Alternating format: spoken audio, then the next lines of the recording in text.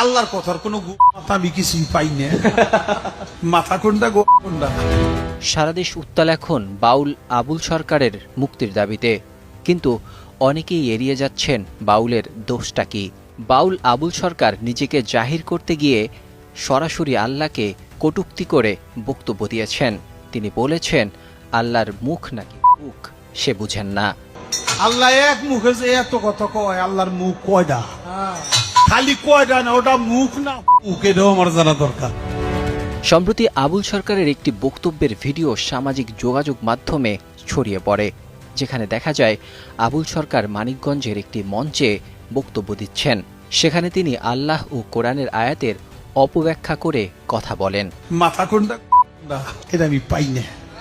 কেন পাই না? এই যে একটা কথা বলছে, আওয়ালু মা খালাকুল্লাহে ইশক, প্রথম সৃষ্টি ইশক।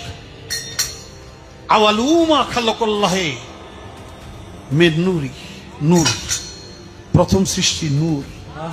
আওয়ালু মা খালাকুল্লাহে আরশ, প্রথম সৃষ্টি আমার আরশ। দেখেন, আওয়ালু মা খালাকুল্লাহে রূহ, প্রথম সৃষ্টি আমার রূহ। কয়টা হয়েছে? এক মুখ হয়েছে, দুই কথা কয়। হ্যাঁ, মুখ কয় না কয়।